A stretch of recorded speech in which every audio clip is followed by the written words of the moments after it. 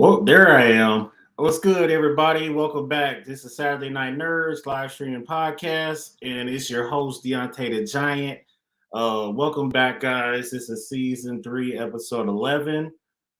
We just got off of Thanksgiving and Black Friday, so we're all just doing like our monthly wrap up, talking about most of everything that happened in nerd culture throughout the month of November. I got some special guests with me, so I'm just going to be chilling and vibing with you guys for a little bit, talking stuff till they arrive, just in case they can make it. But no biggie though, no biggie though. Will was not able to make it, unfortunately.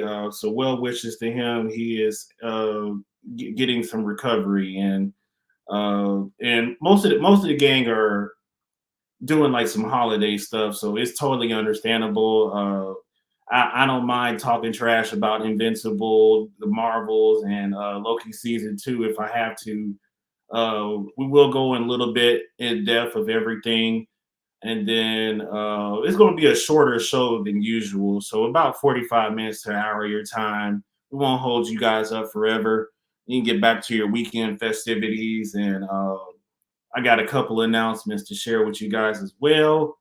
It's really some really exciting news, actually. So while we're waiting on the guests, you guys can enjoy yourselves to this theme song.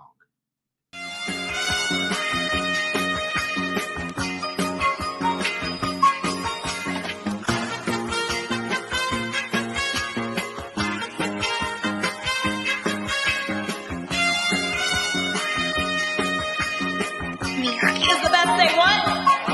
Exactly.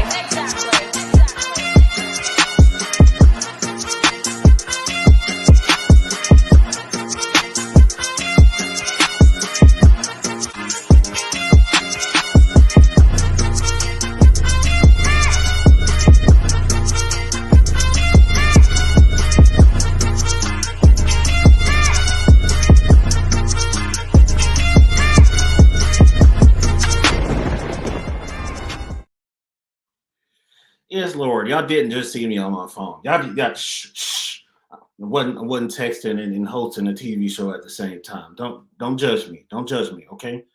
But welcome back. This is season 3, episode 11, the penultimate episode of our season, and we got the season finale and the third annual SNN Awards next month, and then I'll go into detail about that a little bit later.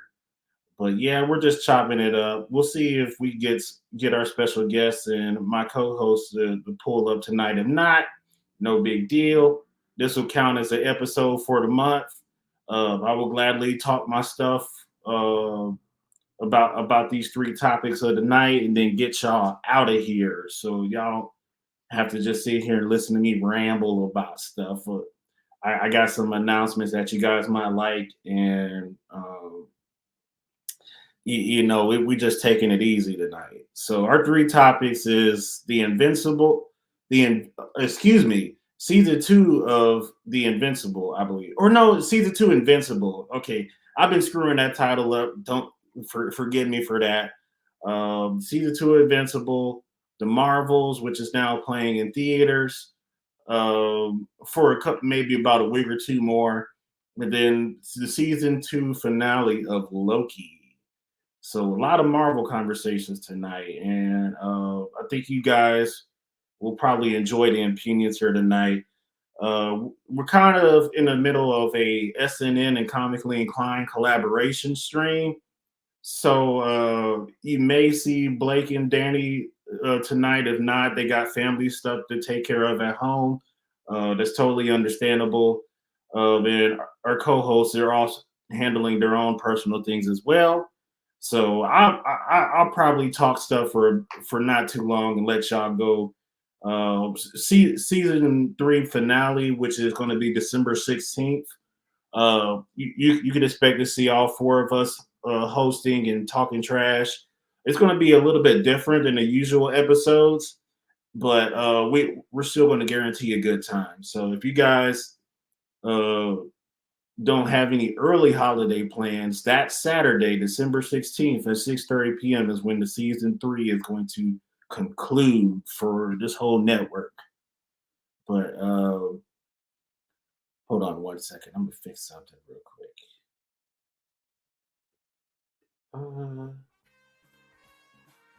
There we go. So background music. It's our lovely theme song, which may be changing soon and maybe not. We'll just see. We'll just see how the vibe fits for season 4 because we're still looking for a release date for that in January. So the episode 1 will debut in January. We just don't have a Saturday figured out yet. And once we do, we'll get that announced in the group. And you guys will be able to see our new logo and everything. So our first guest has arrived for tonight. And that is from Comically Inclined, the Nerd King, Danny Stewart. What up? What's going on, boss man? Nothing much. What you doing? Nothing much. I just been talking trash and just making a few announcements and just vibing. Am I the first one here? Yeah, Blake is working on some dinner right now. So if he can't make it, he's either going to be late or he just won't be able to make it. Okay. But it's all gravy. I pretty much told him a little bit about what SNN had coming up. Our season finale is December 16th. So the whole crew will be here this Saturday with some hot news for you guys, and hopefully we'll have even more stuff to promote going into season 4 for next year. Yeah, I mean, it's shaping up for next year to not be too heavy with superhero stuff, but hopefully with the TV shows, the Sony Spider-Verse stuff we got coming, probably some new Star Wars stuff. I don't know, but they got Bad Batch coming, and what are they doing? Another season of is it Mando? Well, yeah, Mando, and then what's the animated series? That's the 5 different stormtroopers, or the clone troopers. 5 different stormtroopers. Is it Bad Batch? No. Yeah, it's Bad Batch. What's the other one I'm thinking of? The Skeleton Crew. Skeleton Crew. Yeah. Oh, that was 2024. I think so. I can check.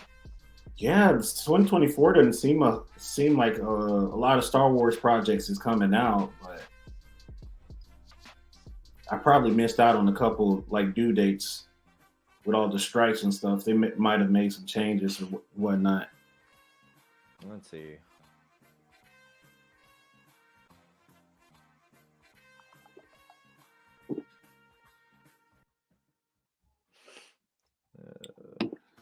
Yeah, the drink of the night is definitely Crown Royal Apple. Well, shit, IMDb showing it's a 2023 release. Oh, so we might get a surprise drop next month or something, maybe? I don't know. Let me see. We're about a week left of November, so I wouldn't be surprised if they Disney Plus dropped something on us. Yeah, either November or December 2023. Yeah, I'm banking on it. I'm probably going to watch. I need to watch Andor still, but once I'm done with Andor, I'll be ready for the next series. Let's see. So Blake hasn't seen Invincible season 2 yet, but I haven't watched the new episode yet. But I mean, I read the comics, so there's really nothing you can say that is going to surprise me. Yeah, true that. Yeah, well, first topic of the night, we talked about Invincible season 2 a little bit. This recent episode is probably my favorite episode of the entire series right now because it was over the top. It was good, way better screenplay situation than what I'm used to with this series, and they adapted a lot of good things from the comics. So, spoiler alert for everybody that hadn't seen the latest episode yet. And you don't want to hear it yet, so you can earmuff for about 5 minutes, and then you'll be safe to go. So Mark's half brother has been introduced in the series. So, yeah, Oliver. Yeah, I was like, wow, they're adapting a really good storyline. So I'm really excited for what the rest of season 2 has to bring. His half brother is here. We got to watch Viltrumites fight, and man, that was an incredible fight. Did they cover anything with Alan this episode? I think they did like the flashback for him, but they completely left him out for the whole episode. Okay. They did a lot of focusing on Mark's mom. Like, she's going through it right now. Yeah. Like, it's like, God, man, I can't stand to watch this for too long. The emotional damage is tearing me up. Emotional damage. Yeah,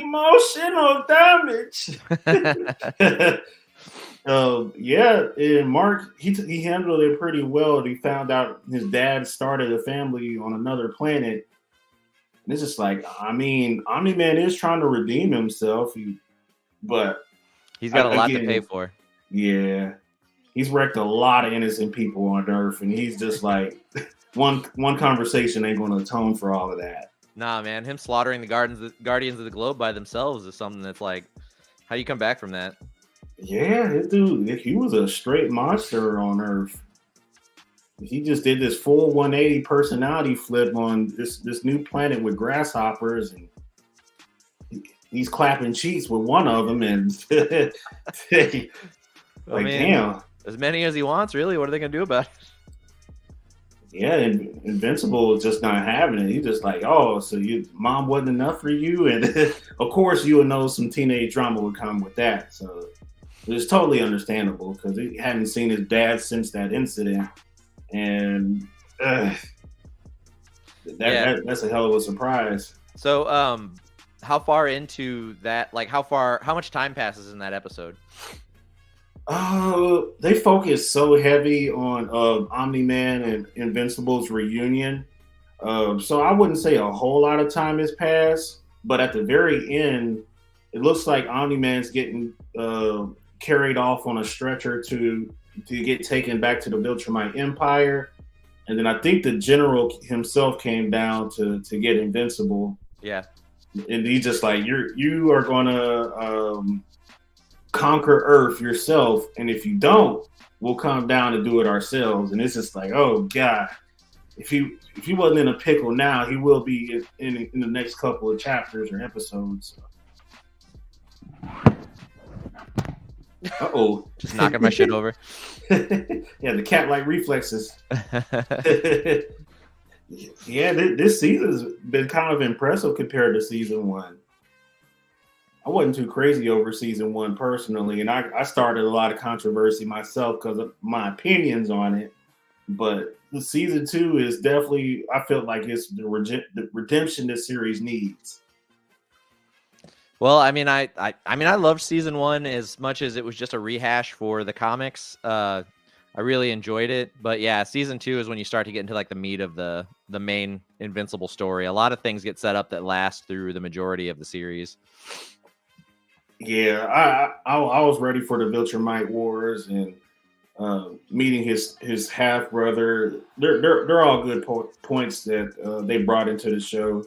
Yep.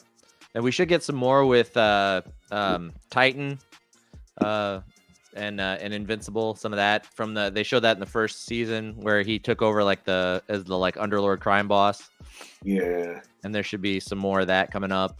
And then we've got the whole thing with Angstrom Levy still on the back burner, which Invincible War's coming. Yeah, I'm counting on that to be executed perfectly.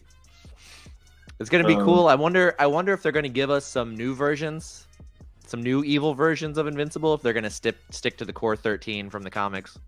Yeah, because they had this opportunity with the multiverse guy, and he kind of predicted that Invincible will kind of take over the world with his dad, and you kind of see the bonding happening before it all went down too. Yeah.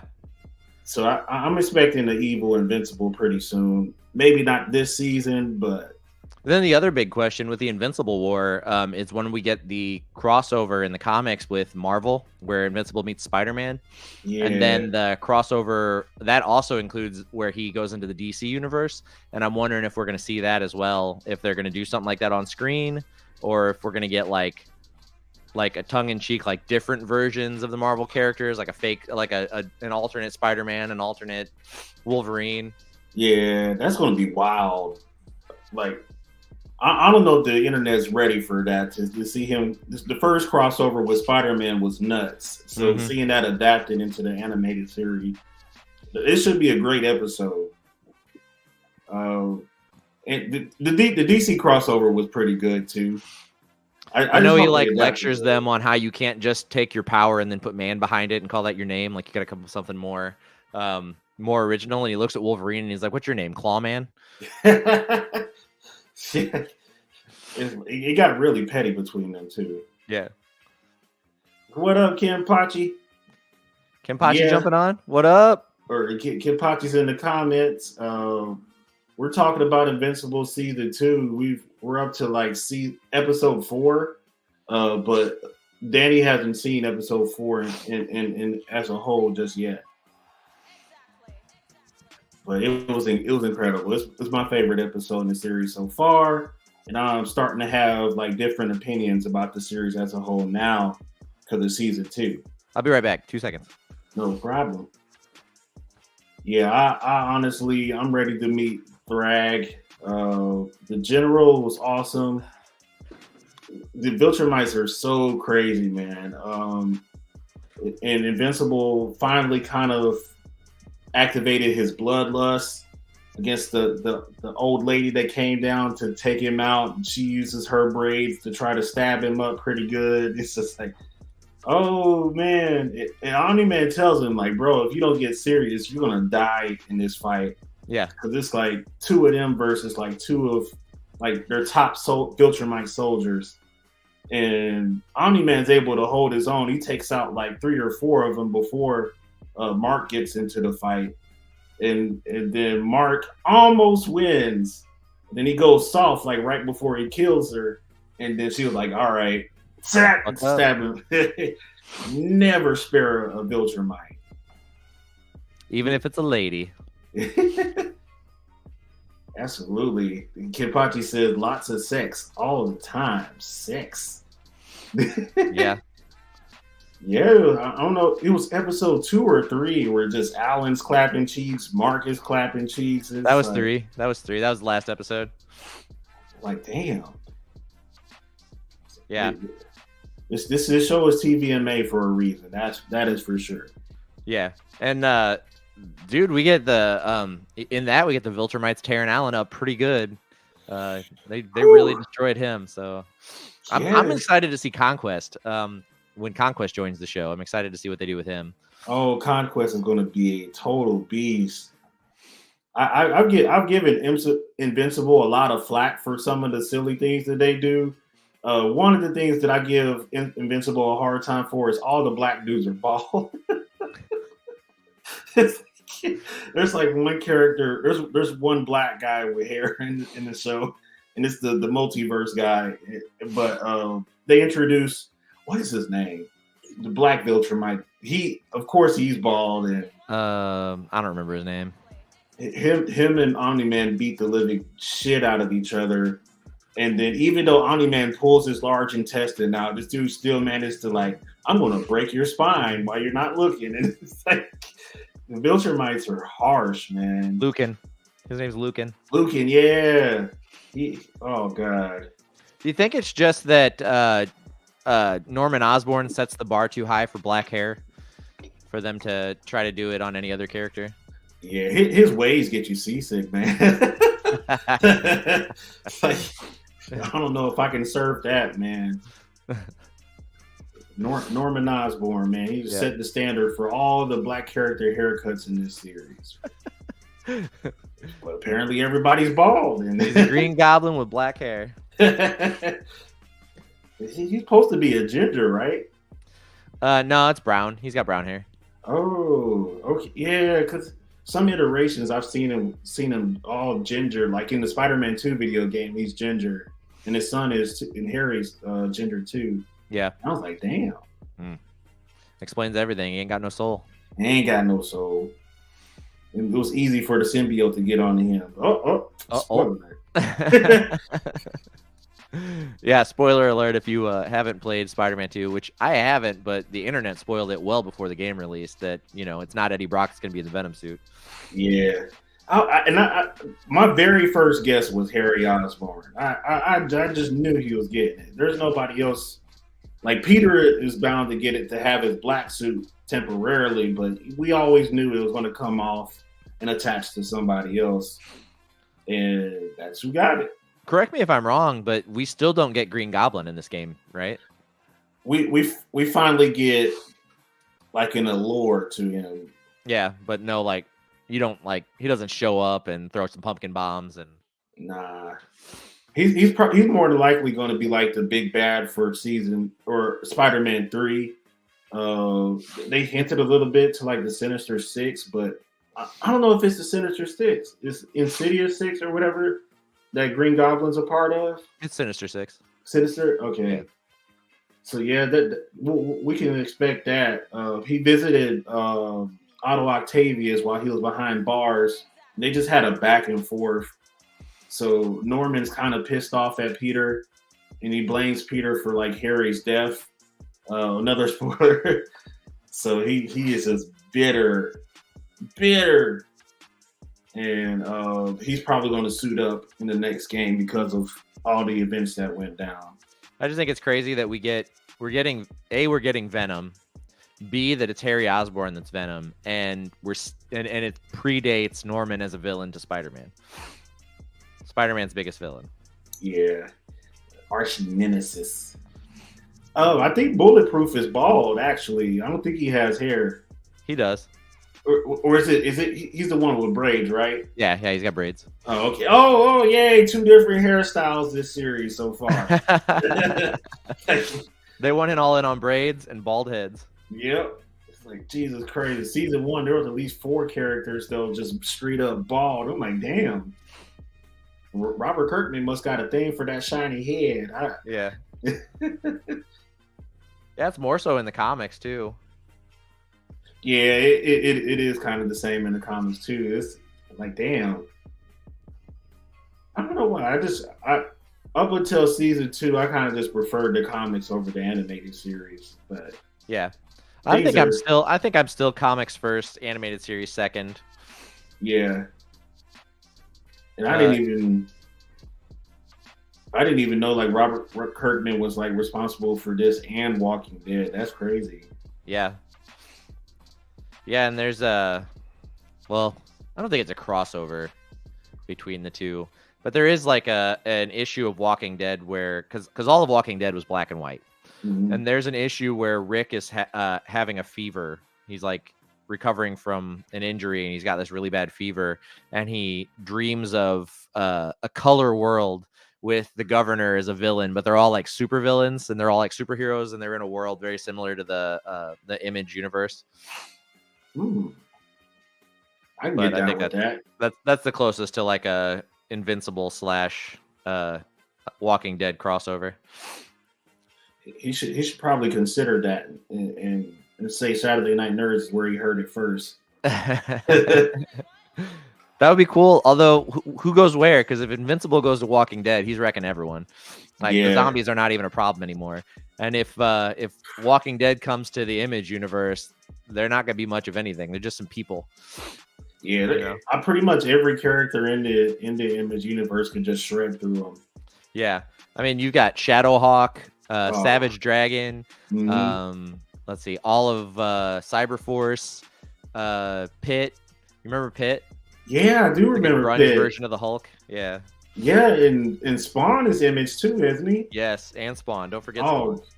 And every Spawn character, a part of his storyline is. Yeah. Jesus Christ. Yeah, dude. Yeah, just figure like Rick versus Malbolgia or something, like just ridiculous. Yeah. Negan wouldn't stand a chance against Adam Eve. No.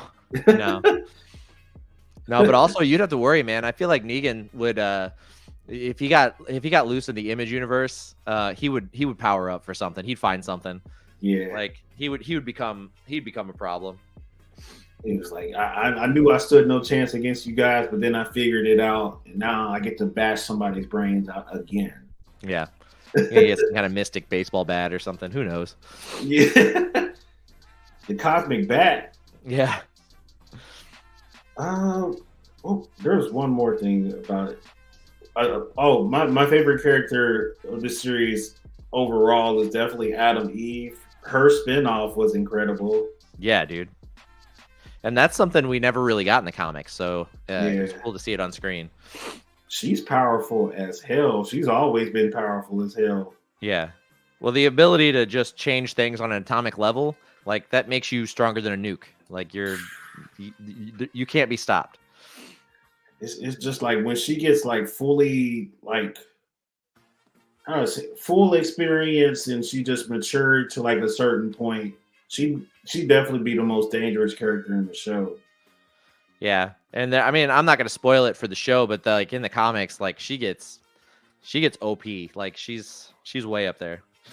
Man, she just has a much more compelling story than Mark does. Maybe that's just a me thing, but I'm tired of seeing Mark getting beat up and sent back to the hospital over and over. It's just like, it wasn't that bad in the comics, but I always consider Mark, his like whole story. I consider that like the Invincible arc to be like if they did like an Ultimate Superman. Like he's a more modern version of what like we should expect from a Superman character and what they would do, as opposed to what DC gives us. Yeah, because I think a part of the reason he loses a lot is because he's always pulling his punches like soup. So yeah, I mean, like, except for whenever he's outclassed by some of the Viltrumite warriors, or like when he goes up against Battle Beast, he gets wrecked. But... yeah, but Battle Beast is a total menace. So it's just like if you use your full Viltrumite power, that makes a whole lot of sense. Yeah. I mean, one of the best fights, and I can't wait to see it on screen, but the Thrag versus Battle Beast fight when they throw down. Oh God! Yeah, that's gonna be awesome. It's probably gonna be one of the top fights in fictional storytelling for sure. Dude, that's like an anime fight. Uh-huh. That's what that's gonna look like. That's gonna look like Naruto versus Sasuke at the end of Shippuden. That's what that fight is gonna look like. Yeah, they're just gonna be trading hands and just like Peter and that chicken. 20 minutes of just nonstop pummeling each other. Yeah. Like Jesus Christ, man. It'll have to be like a special episode that airs outside of the regular season or something. Yeah. A special like 2-hour long episode of Invincible. It's just Thrag and Battle Beast. We needed to give them a whole event by themselves. Adam Eve, I'm definitely looking forward to that. Honestly, if she did get like her own series, like animated series, I'd probably be more stuck on that than the actual Invincible. Yeah. Yeah, she got to shine a little bit this last episode too, so I'm kind of proud of her. Dad's still a douchebag as usual, saying stuff that normal dads ain't supposed to say. And right, yeah. He's a bad person. He is so bad. And he's lucky, man, because she could just like destroy him. Like she could just ruin his life. She could turn him into a completely different person if she wanted to. Yeah. Yep. She could, I don't know. Battle Beast is voiced by Michael Dorn too. That's cool. Nice. I didn't know that. Wait, who's Michael Dorn?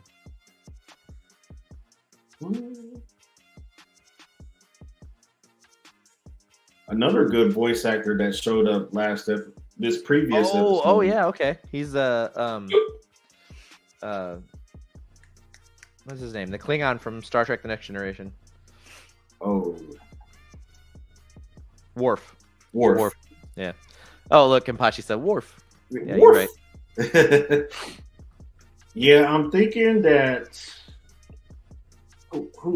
What is his name? The guy that plays Commander Zavala that passed, Lance Reddick. Lance Reddick made his debut last episode. And oh yeah. Yeah, that gave me the chills for sure. Yeah, that's rough. Anything where like we're seeing the end of Lance Reddick's career, knowing that we're not going to get any more of him. It's very similar to getting Ray Stevenson in Ahsoka, knowing that his character's badass, but we're never ever gonna see him again. Man, it's like, how do you continue the story without him at that point? Yeah. Yeah, dude. Like, I can't even think. Like, I don't know that I want to watch another John Wick movie that doesn't have Lance Reddick in it. Yeah, I really don't. Yeah, definitely F in the chat for Lance Reddick and Ray Stevenson for sure. Yeah, bro. Yeah, bro. Rough year for sure. Yeah, yes. We lost Kevin Conroy in the same year too. That is insane. It's almost like I'm about to knock on wood because I do not want them to take Mark Hamill from us either. Oh my God! Don't even say that. I mean, knock twice as hard.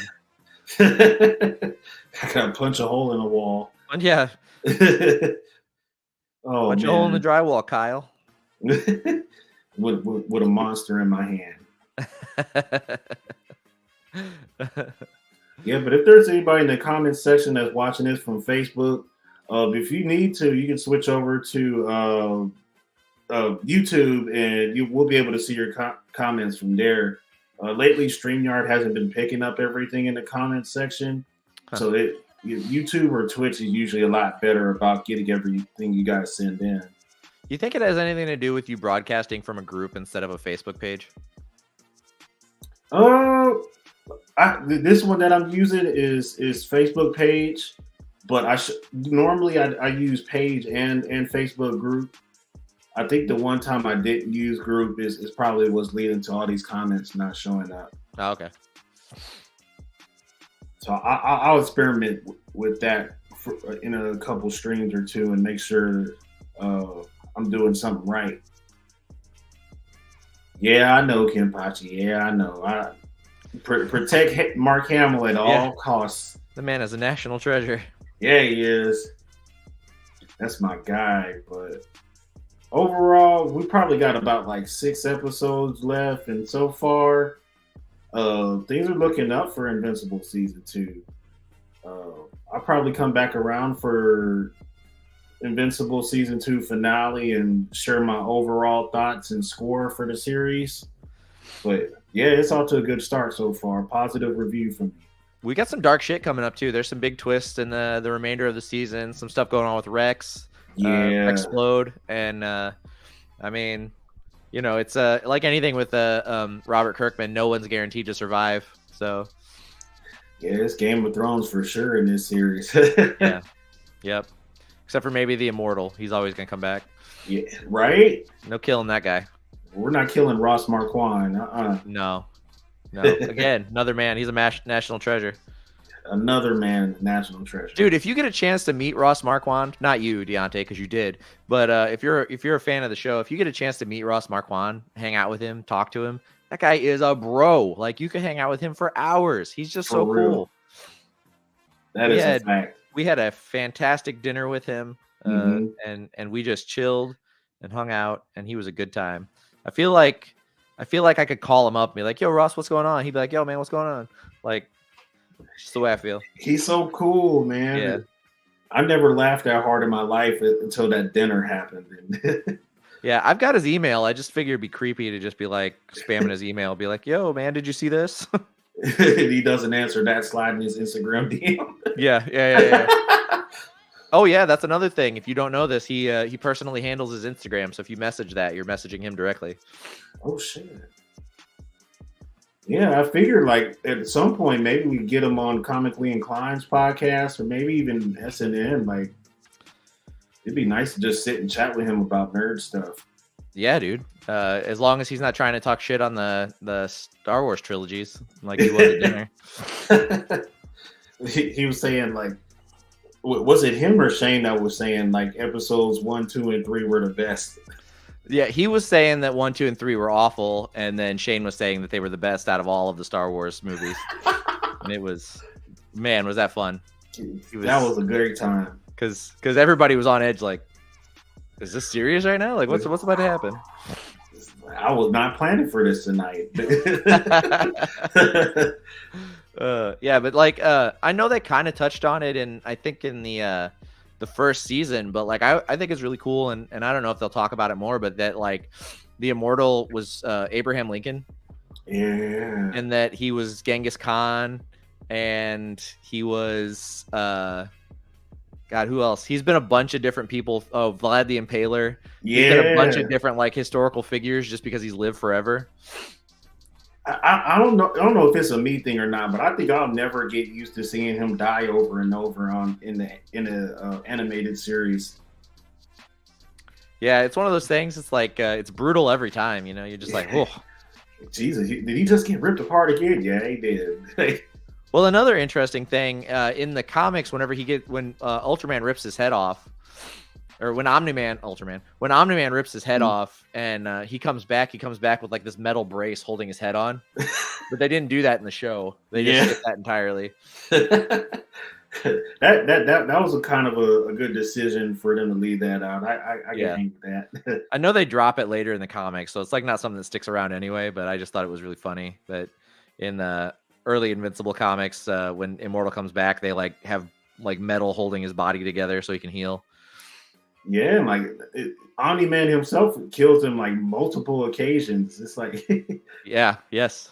Like, how many times do you have to learn this lesson, old man? I guess he just doesn't care because he knows he's coming back. Like, I mean, you can always give it your all when you don't have to worry about dying. True. Like, go into fights you know you're not going to win just in case. Like, what could happen? What if I poke him in the eye and he gets blind and then a meteor hits him and then I, get to like claim the victory? Whatever. Anything could happen. I finally won because all my fights were just possibilities. Yep. Like, even Dr. Strange saw the 1% chance that I had to beat Omni-Man. I guess that's the other crazy thing. It's like every time, or as Omni-Man gets older, he's only going to get stronger. Like, Viltrumites only get stronger as they age. So, like, if Immortal, like, tried to kill Omni-Man every year from now until the end of time, he would just have a harder time every time and die faster. God. Omni-Man wouldn't even be a crippled oak either. He just he just wouldn't be physically the way he is now, I guess his appearance, but he definitely have the strength of like Thrag and just go off on Immortal every time they get a rematch. Well, yeah, look at Conquest. Conquest is old as shit. Yeah. And he's just pure muscle. That guy is just beefcake. He earned that name. Yeah. He's like a DBZ character brought into this show. It's like, yeah, Jesus. He's like Nappa. He really is. Yeah. And all the Viltrumites are kind of like just Saiyans almost. I think that's a good comparison. Yeah, because just one of those suckers alone just gets sent to an individual planet, like a mission, and just you're in charge of destroying it. Yeah. It's like, good God, man. These dudes are all beasts. But yeah, that's all I got for Invincible Season 2. Unless you had anything. Nah, I still got to check the episode out, so I know I'm excited for the rest of the season. Yeah, the rest of this season is going to be a great time. As long as they don't screw nothing up, then we should be good. I mean, I think it's in good hands with Robert Kirkman, but I felt the same way about Walking Dead, and boy, did that shit in the bed. Yeah, it did get rough at some point. See, the first couple seasons were kind of rough too, but they lost me at season 2. Actually, I quit watching after season 2. Yeah, those first 2 seasons were kind of hard for me to enjoy, but it got a lot better. I'm still trying to work my way up to the Ross season. I think it's 14. Yeah. Wait, it didn't go 14 seasons, did it? Didn't it go like 8? Did it? No, did Ross show up in season 4? Maybe. It must be 4 that Aaron. We finally meet Aaron, but I heard that's like one of the better seasons anyway. The first 2 or 3 was kind of rough. That is not what I wanted. Oop.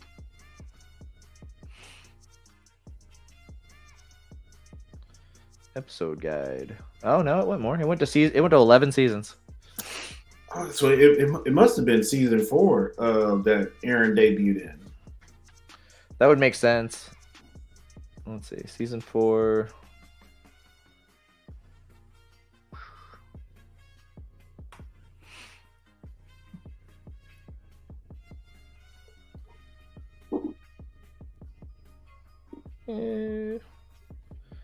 Yeah, I don't know.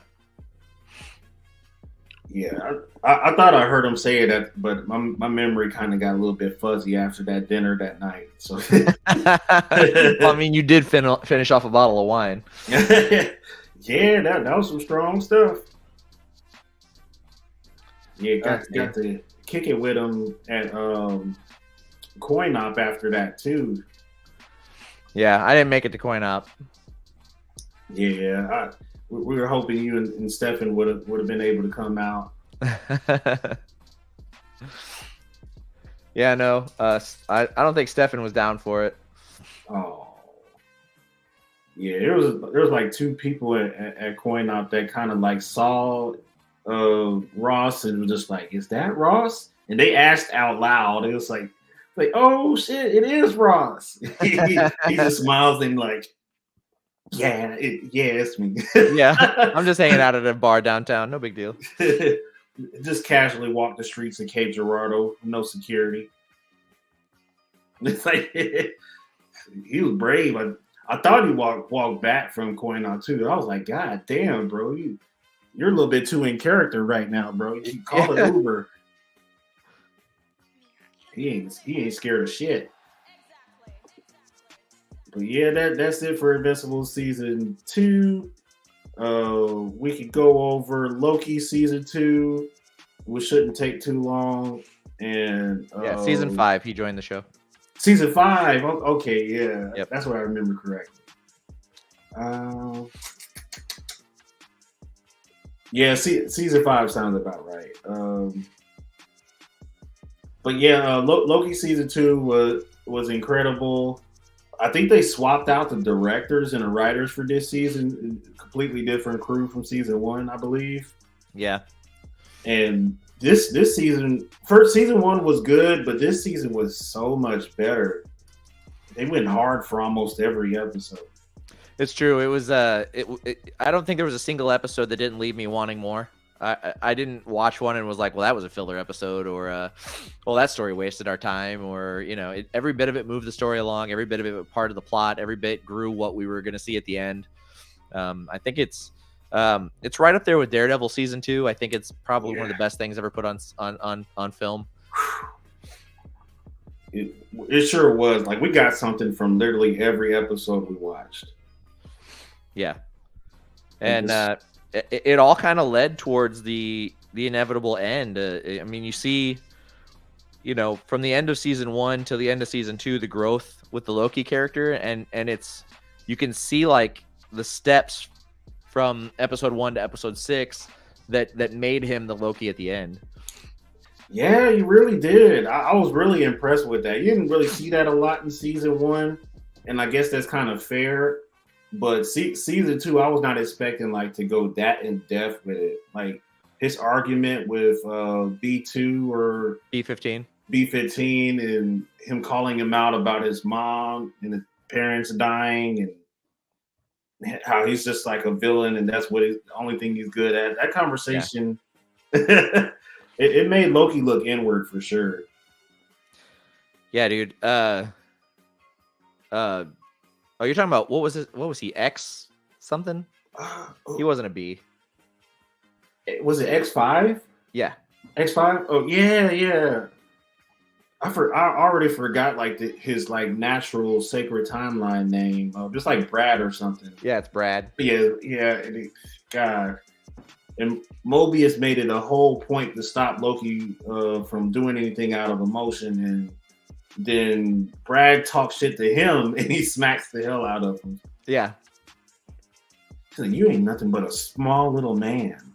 Yeah, it's funny that Mobius is the one that loses his shit, It's like, Loki, don't do anything you'll regret. Yeah. Here he comes. Good God. And Miss Menace was such a great villain for this. Renslayer too. Yeah, Renslayer was good. I think maybe that's the only thing that I felt like we didn't get enough of was they built Miss Minutes up to be something a little bit more sinister, and then she ends up being kind of like a one-off joke after the episode where she tries to come on to Victor Timely. Yeah, it's just like, hold on now, you're in love with him. Like this could help the plot a lot. Like, but That was like episode 4 when we saw that, wasn't it? Yeah. So we only had like 2 episodes left to explore that, and we kind of just stepped away from it. Yeah, it kind of fell along the wayside. Yeah. She was kind of like dangerous and getting into stuff, and she was, there was a lot of theories online that she was going to end up being the big villain of the season, as opposed to any of the other characters, and then like that was hype, and then nothing happened. Nothing happened. We got that one epic scene of her just crushing all the rebel timekeepers. Yeah, brutally murdering a whole room of people, and then nothing celebrating it. She's just standing right behind Renslayer, like yes. Oh, Jesus Christ, she's got to be up there in top 5 like most demented bad guys in the MCU that we've seen so far. Yeah, she's like pure evil, or she was before they rebooted her. Yeah, I wonder if that even fixed her or not, or as soon as she boots back up, she's going to continue being a problem for the TVA. No, because they booted her up at the end of the series, or at the end of the season, and she was like, she didn't have any memory of what she was. And B-15 is like, is she gonna turn into a homicidal computer program again? And OB goes, we don't know. I guess there's only one way to find out. Yeah, run that. We had a great cast, great writing for the plot. Yes, absolutely. Again, just so well done. Like, and all the way up to the end, I couldn't have guessed at that plot twist. Like the ending, no, Loki becoming the god of stories, Loki in control of the time stream. Like, I couldn't have guessed that. I didn't see that coming. No way. Not at all. Too. They even gave him the whole fit for it too. I love that fit that he wears. Yeah, down to the comfy shoes. Yeah. He's got on some Hey Dudes underneath that cloak. I was really proud. That's definitely, it's now my favorite MCU show from Disney Plus. Yeah, it's a good one. It's up there for sure. I'd probably put second like Moon Knight and. I know I get nothing but hate for this, but I still love She-Hulk. I still think it's one of the best things they've done. Oh man, I know I'm alone in that, but that one episode where they had the wedding and all that and shit just went haywire. I love that episode actually. I'm not gonna lie, I thought that was so funny. That's the one episode I could do without, but the rest of the season was incredible to me. Yeah, I know Blake and Ben don't care for it at all, but I really enjoyed She-Hulk. I'm a big fan of Harvey Birdman, Attorney at Law. I thought that was one of the funniest shows ever made, and that's all She-Hulk gave me was like Harvey Birdman vibes. Yeah, I love law-related TV shows. Harvey Birdman was definitely a childhood favorite. Daredevil, because we got to see a lot of his attorney side. Yeah, as Matt Murdock, and then She-Hulk, she's an attorney too. It's like I got my fix for watching that show. Yeah, but yeah, Loki season 2, man, and they've Tom Hiddleston did that interview on the Late Show where he said that this was a wrap of for him for 14 years of playing the character, and everybody thought that meant there wasn't going to be a season 3, but they're working on season 3 of Loki right now. Man. So we're going to get another season of Loki that follows maybe not that Loki, maybe another variant, or something that's going to resolve that, or where he's going to get to step away from it, or I don't know. Yeah, because far as we know, he's trapped there. Yeah, he's the only thing that can keep the multiverse alive. Yeah, and then I guess, if anything, Kang could be his way out. God, I don't know. But all these rumors about stepping away from Kang is just like, uh-oh. I think that the best thing I could do for Kang is to recast.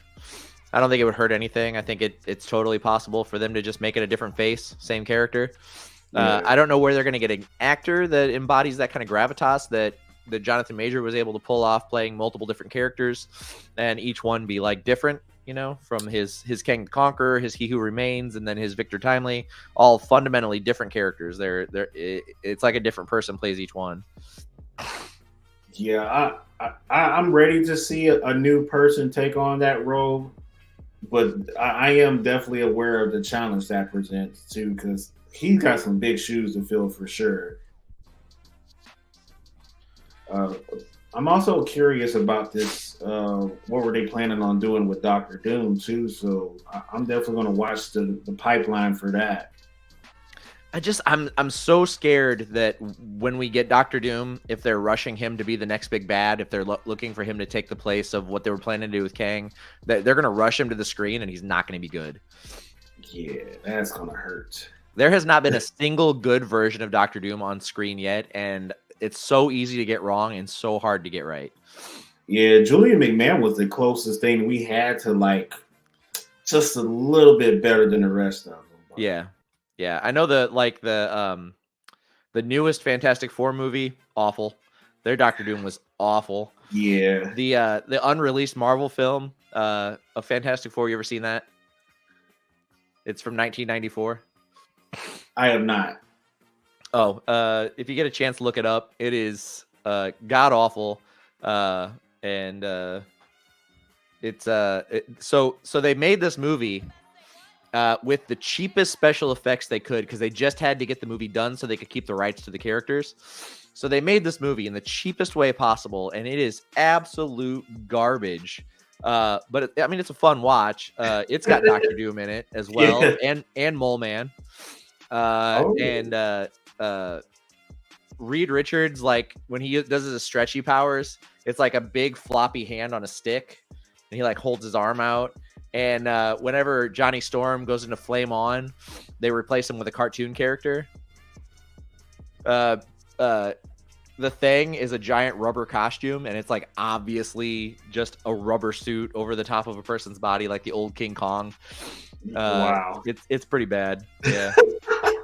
And the end of the movie, Sue and Reed get married, and they run into the car, like the limo to take them off. This is just married or whatever. And Reed puts his hand up out of the sunroof, and it's like the hand is like this big on a broomstick, and he's just like waving it back and forth. It's the silliest shit.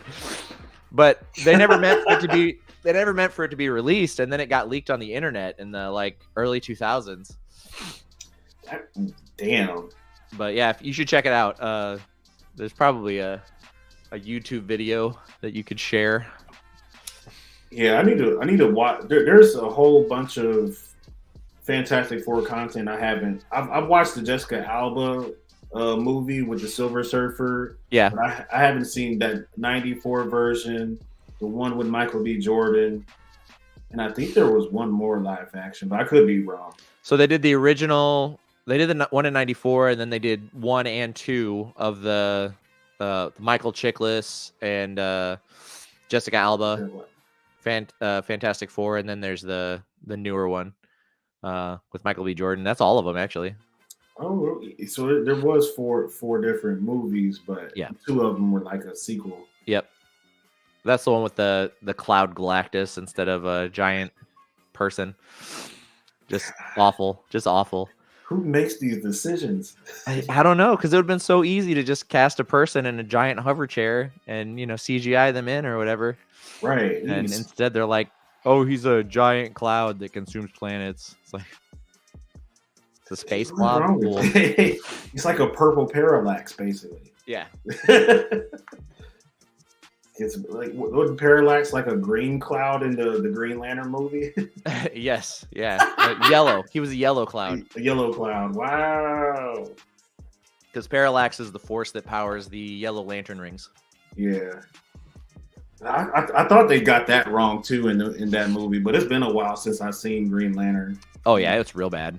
God. The Ryan Reynolds Green Lantern is just awful. It's almost unwatchable. Very disrespectful towards the GLC. Yeah, and it's got one of those things like that I hate in movies where he gets the ring and he does like an hour of training and he suddenly goes from like not knowing how the ring works to being the best Green Lantern of all time. but they do like a training montage. But like even in the like story, the training montage is only like an hour of training. You know, as opposed to like Karate Kid, where it's like 6 months of training or whatever. You know. Yeah, 6 months will make a whole lot more sense than a couple hours. Yeah. Yep. Oh, I'm glad Ryan Reynolds disapproved of that as well. Yeah, that and his Deadpool in the what is it? Deadpool 2? No, the Wolverine movie. What's it? Wolverine. Is it Wolverine Origin? Well, yeah, it was Origin. X-Men Origins Wolverine. X-Men Origin Wolverine.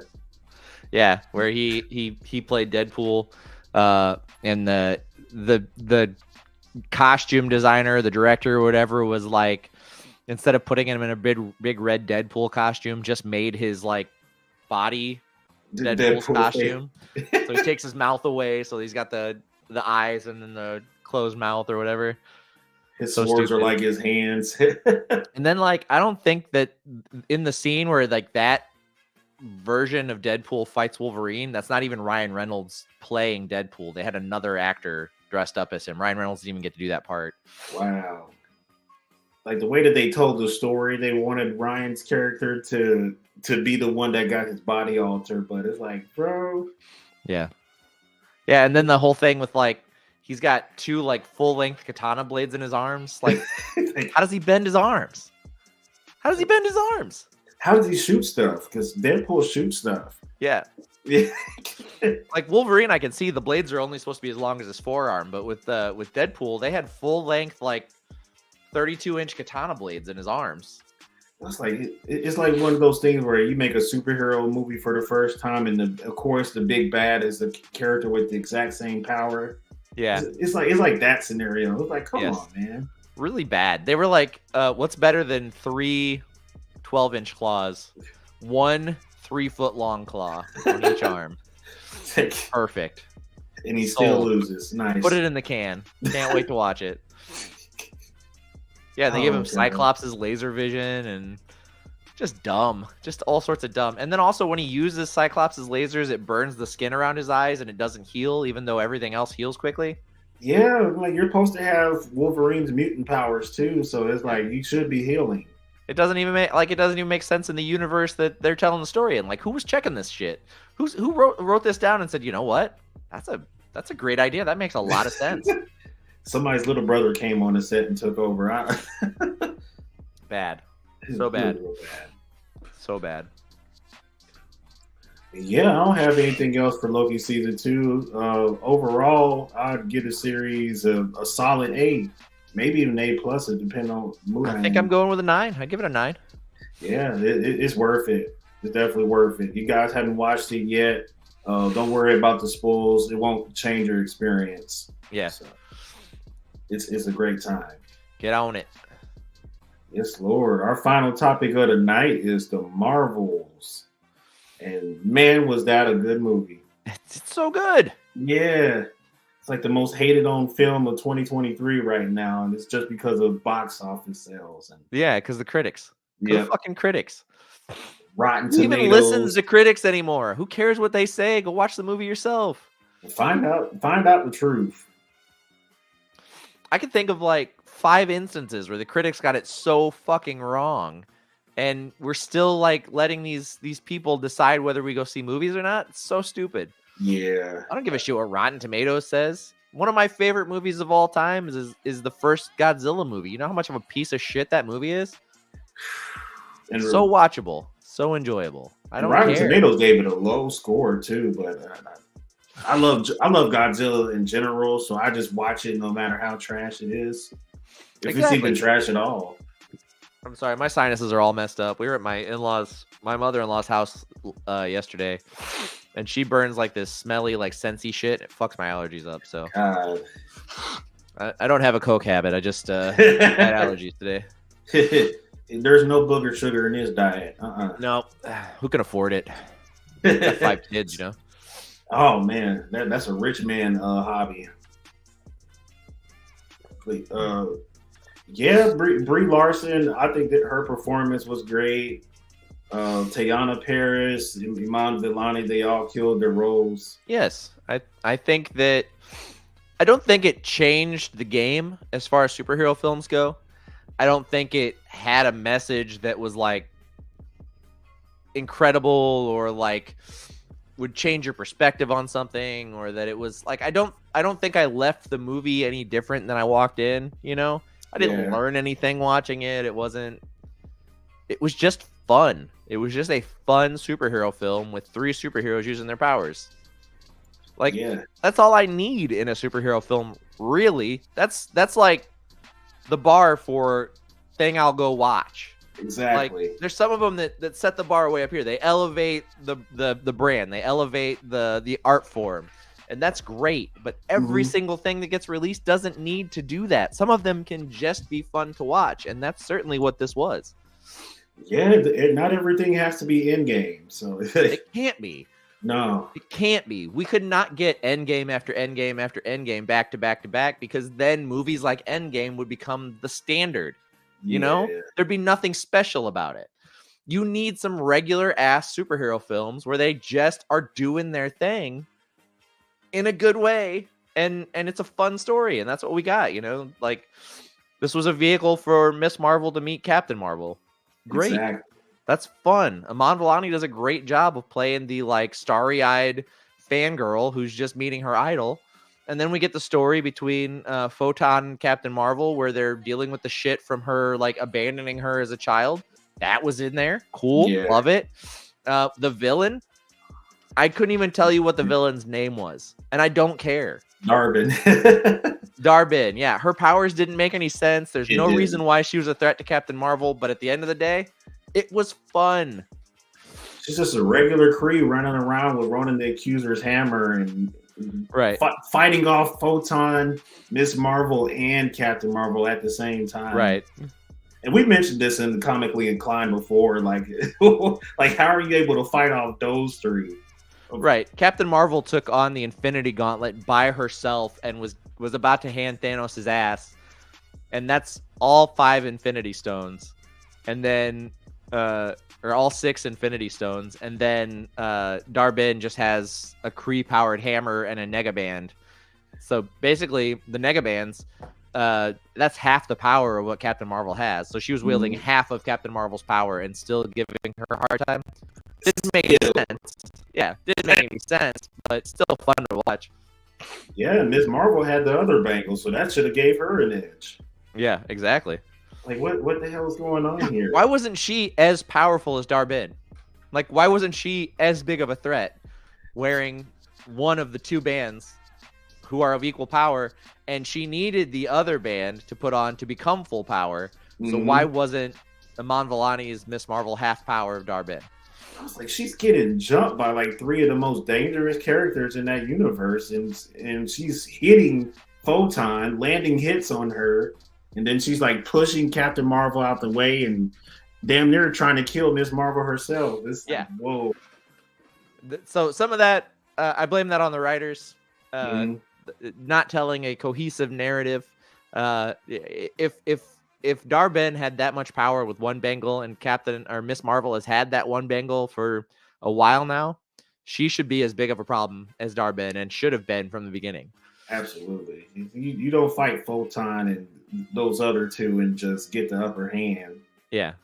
It's like, dude, oh my God. That's the only complaint I have about the movie. The rest was solid gold. Yeah, absolutely. Well, actually, don't let me speak too soon, because that musical bit where they could have gotten way out of hand fast, but it could have. And I'm glad they dialed it back. The report we saw, they took another 20 minutes of that out of the movie. Thank God, because it would have been a piece of shit if I'd had to sit through 20 more minutes of that than what I had to. It was just enough that I was like starting to feel like, okay, this has run its course. Like, this is over. You guys can stop with this when it stopped. You know, it's such a bad idea. Make the whole movie a musical so we know what we're getting into. Like that one scene, like, oh, by the way, now it's a musical. Like, okay, I'm leaving. Yeah. Brie Larson herself is a really good singer. She did her own vocals in Scott Pilgrim versus the World, And then in the newer Scott Pilgrim series, Scott Pilgrim Takes Off. She did her own vocals in both of those, and she's a good singer. So they gave her an opportunity to do a little singing in a Marvel movie. Fine, when you got someone with that talent, and you're like, what can we do to showcase this in our movie? I get it. I'm just glad it didn't last longer than it did. Exactly. Like I don't know if Teyana could actually sing or Iman could sing, but they kind of brought like the dance and the vibe to it, so I appreciated that. Yeah. But that musical number would have had me running out of markets for sure. Another 20 minutes, like no. Yeah, that would have been the only thing we would have been talking about when we talked about this movie. We'd have been like, so you want to watch 40 minutes of awful musical numbers in the middle of a Marvel film? Go see Miss Marvel or go see the Marvels. But thankfully, that was not what we had to say. We didn't have all of that. Yeah, that was the saving grace for sure. That would have tanked the box office for sure. Yeah, if that was the thing, totally understand. Totally understand. I'd be with them. I'd be like, yeah, Marvel shit the bed on this one. It was like, yeah, Feige, you gotta take accountability for this shit. Right? Yeah. Why did you sign off? Time to move on to Star Wars. Yeah. You can't do any worse with Star Wars after this point. Yeah. But yeah, that post credit scene too. Before I forget. Oh yeah. Henry McCoy. Yeah. Mama McCoy's blue-eyed baby boy. Yes.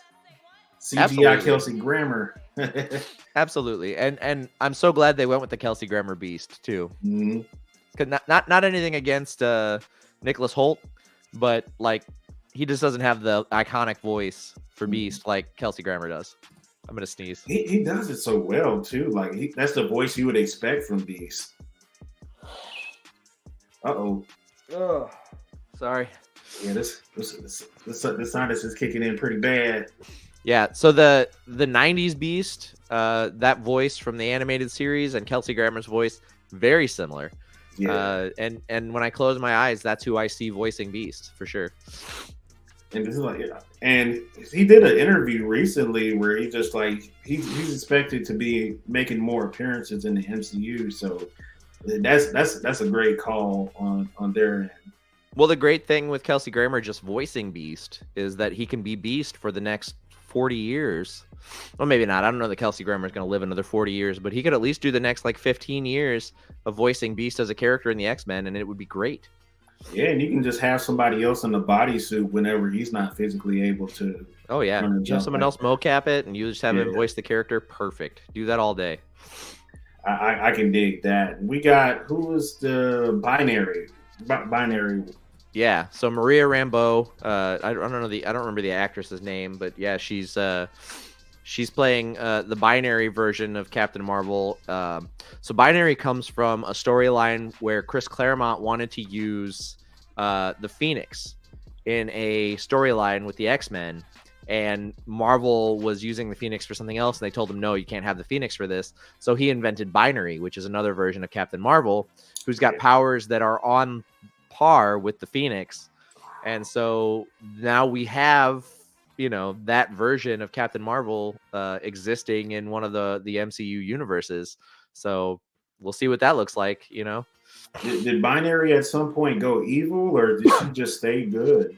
I don't know. That is a great question. I don't believe she went evil. But I mean, if you're wanting to use her as like a Phoenix analog, probably. Yeah, it's like, since we can't have the real Phoenix, I guess like we can just have Binary get brainwashed, and she'd be like the main antagonist going forward.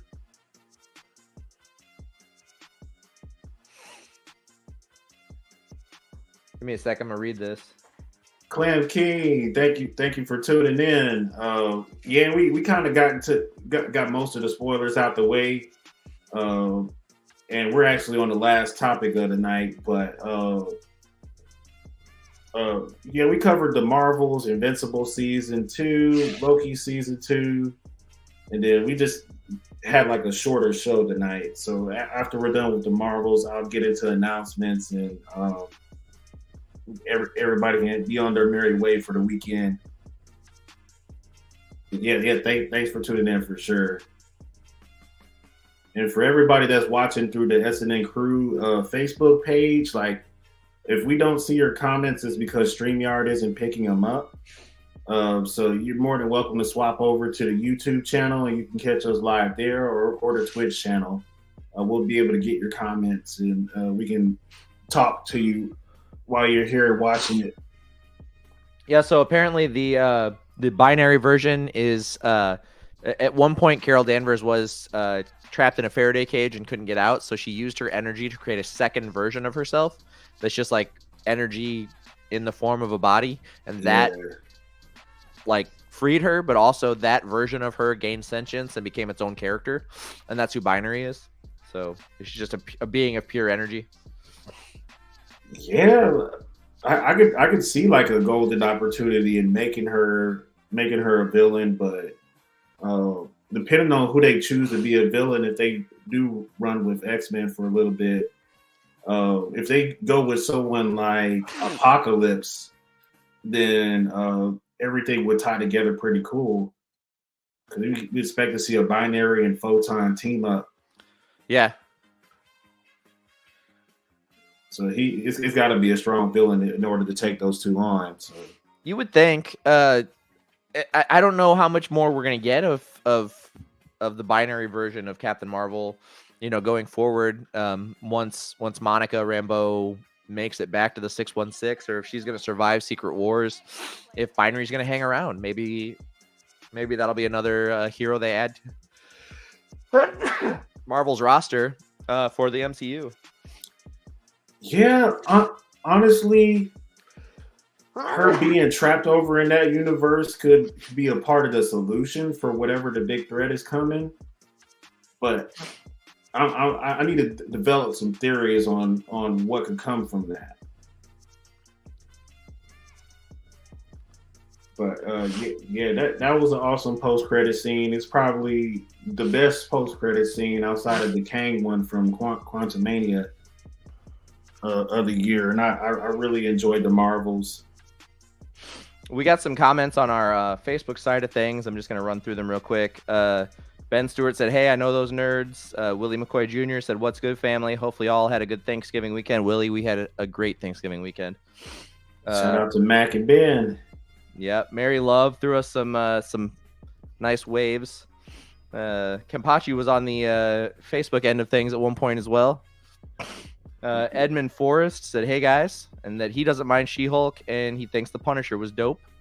Emperor King Will over here in the chat said he's present, kinda. So he's been around. And then Eric Johnson said, "What's good, Deante, my brother?" What's good, guys? Sorry we missed all your comments earlier in the show. We'll have that problem resolved by the season finale next month for sure. Yeah, but as far as the Marvels go see it. Decide for yourself. Don't let anybody else tell you whether you're going to like something or not. Spend the money. Support a Marvel film that is actually pretty good and has a lot of heart. And the post-credit scene alone advances the multiverse saga more than any other post-credit scene they've done in any other Marvel property since they decided to go with Kang the Conqueror. Exactly. Yeah, on a scale of 1 to 10, what would you give the Marvels? I give it like a strong 7.5. 7.5. Maybe, you know what? I'm a bump that down just a skosh because it was good. It was watchable. Again, didn't move the bar. Wasn't a game changer. Just an enjoyable film. Maybe a 7. Yeah, I'm right about in that same ballpark too. I'll give it a 7.5 out of being generous. And the post credit scene could have easily pushed it up to like an 8 for me. But yeah, round about a B- is a good translation for that. Yeah, I think so. I think that's a good spot to put it. It's not bad. It's not terrible. It's not unwatchable. It's enjoyable. It's Marvel. It's nerdy. It's got superheroes in it. There's some cool costumes, some flashing colors, a good story. Absolutely. Yeah. What's not to love? Good CGI. It's better than everything that Fox has ever put out. One film by itself. Yeah, better than everything on the Fox end of Marvel movies altogether. Yeah, for Foxverse definitely has to go. Yeah, and Deadpool's gonna do that for us, so that's exciting. We'll see him next year, getting the job done, hopefully. But yeah, that is it for our 3 topics. Is there anything you got coming up for Comically Inclined, or? So we are back next week. We should be on live Wednesday, 7:00 as usual, 7:15 usually, because we're bad with time management. But we'll be back. I'm not sure what we'll be talking next week, but definitely check it out. We'll be having a good time. Our top 5 next week is top 5 non-Disney animated movies. That's probably going to be a pretty fun list. There's a lot of good films out there. I think mine might skew more towards the adult end of things, but we'll see. And then we do have AnimeCon coming up March 9th and 10th. We've announced our first guest. It is Lex Lang. He voices Senjuku Gito. Is it Senjuku? I don't know. Yes, Senjuku Geto from Jujutsu Kaisen, which if you're a fan of JJK, badass character. Lex does a great job with him. He voices. He's got a huge cast of characters he voices. He played a future version of Batman in Batman Beyond. He's got characters from Bleach. He voiced characters from Bleach. He voiced characters from Naruto. God. Yeah, he was Obito Uchiha, I believe. No. Or that's a different person. Yeah. Funny story. We were trying to book the guy that voiced Obito, and he had a conflict. So, but he does voice War Greymon from Digimon, which one of my favorite characters of all time from that show. Favorite Digimon. He's I forget his name, but he voiced the main character in Fist of the North Star. He voiced Dr. Neo Cortex in Crash Bandicoot. He voiced Poe Dameron in some Star Wars properties. He also voiced Han Solo in some Star Wars properties. He voiced, if you're a big fan of Naruto, he voiced the ramen shop owner from the original Naruto series. And then he's got some other cool stuff under his belt, so he's gonna be fun to meet. Seems like a really nice guy. I'm excited to get to know him. Absolutely. And speaking of ramen. Oh yeah, at AnimeCon we will be having our second annual ramen eating contest. It is open to 16 competitors. 10 minutes to eat as many bowls of ramen as you can. The last competition we had, the record was 6 bowls. The guy crushed 6 whole bowls of ramen in 10 minutes, and he honestly was a bowl ahead of everyone else the whole time. So it was nuts. You think you could take him? Dude, I don't know, man. I keep talking smack about how I need to get into these eating contests because I can put some food away, but I would hate to be ashamed by a fan at my own show too. So, yeah, I don't know. I don't know if it's worth the wound to my pride. Yeah, could you imagine if I just like lose my shit and I'm like, everybody loses, everybody's disqualified, I win. He's like, you know what, redo. Yeah. Everyone leave. Starting over. 5-minute head start for me. Get out. Yeah, absolutely. Yeah. So what's also another character that he voiced Firelord Ozai, or not Firelord Ozai, Firelord God, what is his name? Firelord Sozin. Firelord Sozin from Avatar: The Last Airbender. So he was voiced by two different people in the show. He was voiced by Ron Perlman at one age, and then voiced by Lex Lang at another age. So Lex Lang voiced Firelord Sozin in Avatar: The Last Airbender. He's also got Doctor Doom as one of his credits. He voiced the Metal Men at one point. He got a really good resume going. Yeah, if you're a fan of the Curious George cartoon, he voiced the Doorman. and his dog. I think he voiced both the doorman and his dog. He's been putting in work. Yeah, he's been putting in work. He's been around. He voiced Wildcat in looks like I think this is also Batman the Brave and the Bold. So yeah, he's got a pretty long list of characters he's voiced. So yeah, I'm definitely excited to meet Lex Lang. And then you guys got another guest announcement coming pretty soon. Or? Yeah, we should be coming up. We'll be announcing another guest. We're announcing 4 guests in total right now, and they're all great. It's a really good pull this time. We've got some really great guests, so I'm excited for each and every one of them. I think it's gonna be a good time. That's what I'm talking about. Hell yeah. Yep, and Saturday Night Nerds will definitely be there for sure. I need to make sure that we have a table, a vendor booth, but I think we got a panel going, and then yeah, you guys will have a live show, and then we'll do like an anime review. Kenpachi will do his show with us on there as well, and so it should be a good time. You'll get to see me again on another panel with Comically Inclined. So. Oh yeah, we'll be doing our live show there as well.